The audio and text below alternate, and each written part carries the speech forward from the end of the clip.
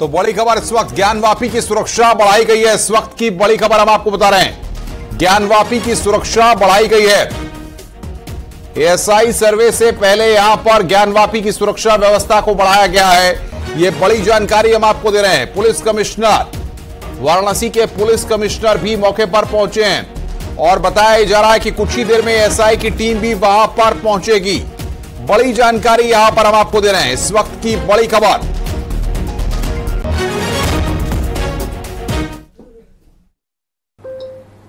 हृदय से स्वागत करता हूं और मुझे पूरा विश्वास है कि प्रकार की तोड़फोड़ नहीं है, किसी प्रकार के स्वरूप का परिवर्तन नहीं है।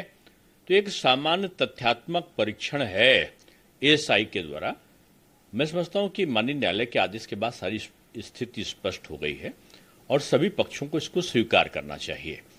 और न्यायालय पर इसलिए भरोसा लोगों का और भी अदा करना चाहिए कि भारत की जो न्यायिक प्रक्रिया है पूरी दुनिया उसका लोहा मानती है, निष्पक्ष है और समय समय पर तमाम निर्णय ऐसे भी दिए हैं जो सभी पक्षों के लिए लाभकारी बने हैं।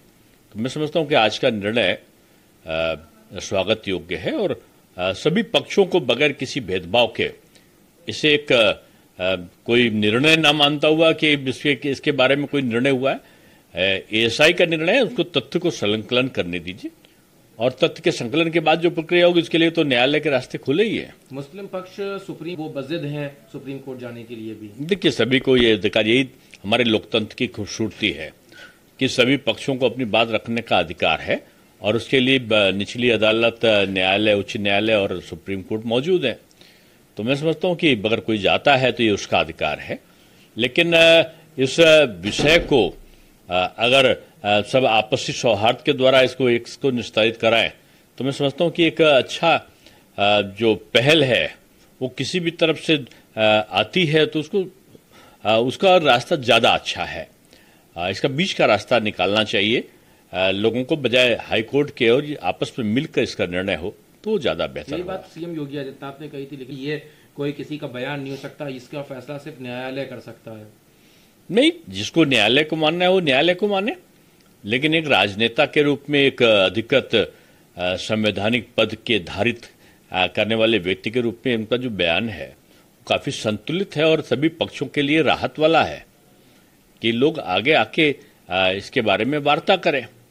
देखिए, हर चीज है, अगर कोई ऐतिहासिक तथ्य में कोई गड़बड़ियां हैं तो जरूरी नहीं है कि इसके लिए वर्तमान के लोग दोषी होंगे, लेकिन उसको सुधारा जा सकता है वर्तमान के लोगों के द्वारा। तो मैं समझता हूं कि जो भी वार्ता होती है वही सबसे बेहतर रास्ता होता है।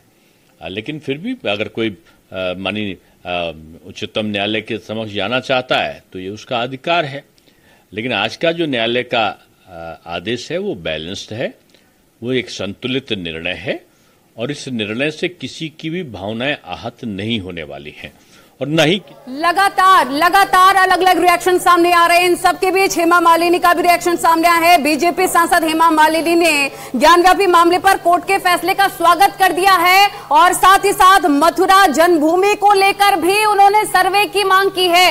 ये बड़ी खबर आपको बता रहे हैं, हेमा मालिनी की तरफ से रिएक्शन सामने आया है और हेमा मालिनी ने कहा है कि मथुरा जन्मभूमि का भी ऐसा सर्वे होना चाहिए। सुनिए क्या कुछ कहा उन्होंने।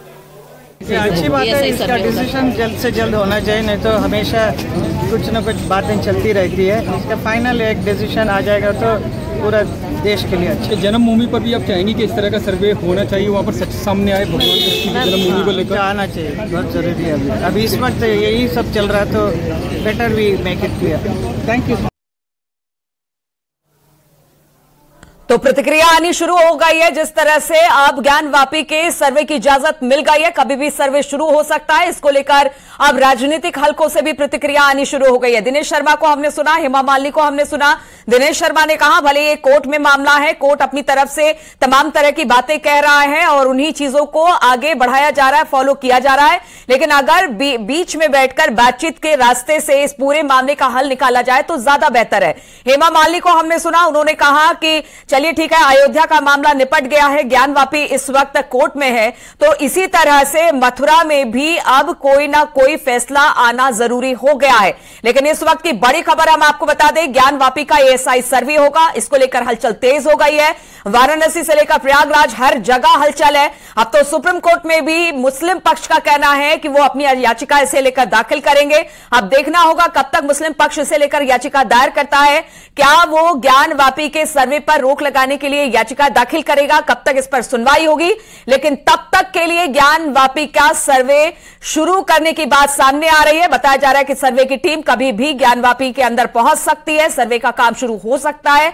क्योंकि इससे पहले हमने देखा था कि जो हाईकोर्ट का फैसला आया था उसमें यही कहा गया था कि 26 से 31 जुलाई के बीच में सर्वे का काम पूरा हो जाना चाहिए और सर्वे का काम पूरा हो जाना चाहिए। लेकिन तब तक सर्वे पर रोक लगा दी गई मुस्लिम पक्ष के याचिका के बाद, और अब एक बार फिर से सर्वे को इजाजत मिल गई है। और फैजल अहमद मुस्लिम पक्षकार इस वक्त हमारे साथ जुड़ गए हैं। फैजल साहब, एक बड़ा झटका आप लोगों को, लेकिन आप लोगों का कहना है कि आप लोग सुप्रीम कोर्ट जाएंगे, क्यों सर्वे से ऐतराज आप लोगों को? देखिए, सर्वे ये क्यों कराना चाहते हैं?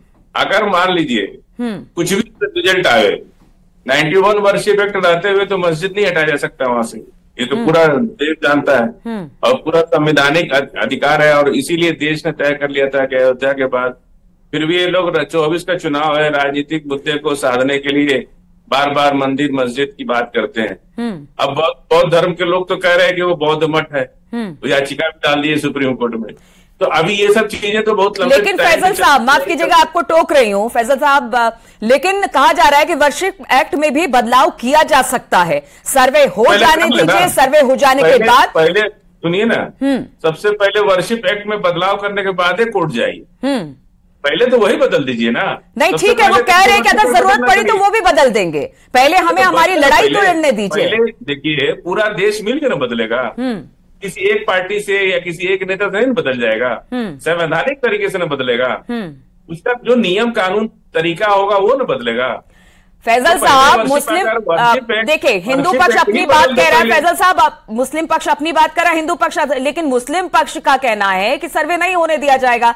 हालांकि आप लोगों ने पहले कहा कि सर्वे करा लीजिए, फिर ये सिवाय मेरी बात सुनिए, हम लोग सड़क पे नहीं कर सकते, हम ये लोग गुंडागर्दी पे उतारू हैं, दंगा करेंगे, मारपीट करेंगे, गोली चलाएंगे, सरकार में है ये लोग, हम लोग सड़क पे नहीं उतरेंगे। हम लोग जो भी तरीका, कहाँ गोली चल रही है, कहाँ पर क्या हो रहा है, मामला तो कोर्ट में है ना, क्या कोर्ट पर भी विश्वास नहीं है? सरकार जिस तरह से मुख्यमंत्री की भाषा है, उस भाषा को यही लग रहा है कि ये लोग गुंडागर्दी को, अरे वो तो कह रहे हैं कि आप लोग सामने से आइए, बीच में बैठकर बातचीत का रास्ता निकाला जाएगा। पुलिस है, तो हम लोग जो भी न्यायिक देश का संवैधानिक तरीका है, कोर्ट में जाएंगे, कोर्ट का जो निर्णय होगा, अगर 91 वर्षिप एक्ट हमको ये प्रोटेक्ट करता है कि अगर वो मंदिर भी साबित हो जाए या बौद्ध मठ साबित हो जाए, कुछ भी साबित हो जाए, तो वो मस्जिद नहीं हट सकती। 91 वर्षिप एक्ट उसको पूरा प्रोटेक्ट करता है, इसलिए हम लोगों को बहुत बेचैनी नहीं है।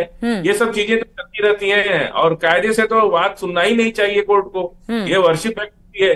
लेकिन जब कोई जज भी बायस्ड हो जाए और बार बार इस तरह के फैसले दे, तो अब सुप्रीम कोर्ट का ही एक रास्ता बचता है। अगर सुप्रीम कोर्ट तक जाएंगे, देखते हैं उसके बाद क्या होता है। बिल्कुल, आपसे फैजल साहब बातचीत करेंगे, लेकिन इस वक्त बड़ी खबर आ रही है, जिस सर्वे की बात हो रही थी कि सर्वे को हरी झंडी मिल गई है, वो आज से शुरू होगा, लेकिन अब खबर आ रही है कि कल से सर्वे का काम शुरू किया जाएगा। कहा यह जा रहा है कि 3 से 5 दिनों में सर्वे को खत्म किया जाएगा, इसीलिए तुरंत इस सर्वे को शुरू करना जरूरी है। इसलिए कहा पहले यह जा रहा था कि आज से ही सर्वे की शुरुआत हो जाएगी, लेकिन अब कहा जा रहा है कि कल से सर्वे की शुरुआत होगी। सूत्रों के हवाले से यह खबर मिल रही है, बड़ी खबर हम आपको बता रहे हैं। ज्ञानवापी में सर्वे की हरी झंडी मिलने के बाद अब खबर आ रही है कि कल से यहां पर सर्वे का काम शुरू होगा। नितिन चतुर्वेदी, प्रदेश प्रवक्ता हिंदू महासभा, भी इस वक्त हमारे साथ जुड़ गए हैं। नितिन चतुर्वेदी, फैजल साहब को आपने सुना, उन्होंने कहा कि अरे वर्षिप एक्ट में पहले बदलाव कर लीजिए, फिर कोर्ट घूमिएगा। पहले ही आप लोग ये कह रहे हैं कि हम कोर्ट में जाएंगे। वर्षिप एक्ट में ये कहीं नहीं है कि जहां पर जो चीज थी 1947 के बाद वो कभी नहीं बदलेगी जब तक कि उसमें अमेंडमेंट नहीं किया जाता वर्षिप एक्ट में। ऐसे में आप क्या कहेंगे?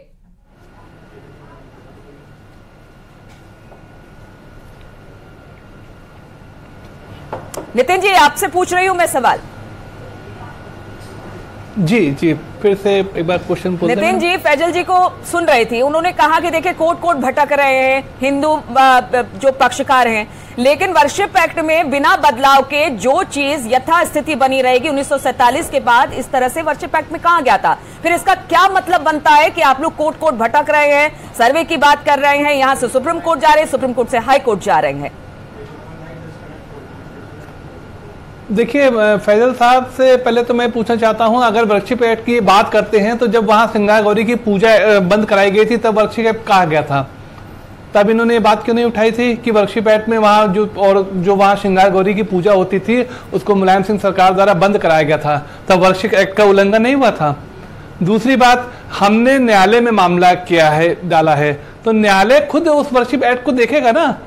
उसने अभी कोई फैसला नहीं सुना दिया, उसने ये नहीं कह दिया कि वहां पे मस्जिद है, अभी तो उसने सिर्फ सर्वे की बात की है। उसने ये कहा कि वहां पे मंदिर था या मस्जिद थी, ऐसी तो कोई बात आपके भी संज्ञान में नहीं होगी ना मेरे संज्ञान में है। अभी तो सिर्फ तथ्यों को जांचा जा रहा है। जब आप अपने पास जा रहे हैं सुप्रीम कोर्ट में, आप खुद ही अभी अपनी अपील कर रहे हैं, तो वहां पे उस एक्ट का हवाला दीजिएगा। लेकिन ये कह देना कि वहां गोली चल गई, आप गुंडागर्दी कर रहे हैं, मुख्यमंत्री की भाषा ऐसी है, इस तरह के वक्तव्य का क्या मतलब है? मुख्यमंत्री जी ने एक बड़ी सौहार्द की बात कही कि भाई दोनों पक्ष बैठ के आपस में बात कर लें, इसमें कौन सी गोली चलने की या बवाल करने की तो कोई बात मुझे समझ में नहीं आती है। बिल्कुल फैजल साहब से इसका जवाब, नितिन जी फैजल साहब से इसका जवाब ले लेते हैं। आपने महत्वपूर्ण बात कही, श्रृंगार गौरी के मामले में इन्होंने क्यों नहीं आपत्ति जताई? अब जब सर्वे की बात हो रही है तो इन्हें वर्शिप एक्ट की याद आ रही है। फैजल साहब,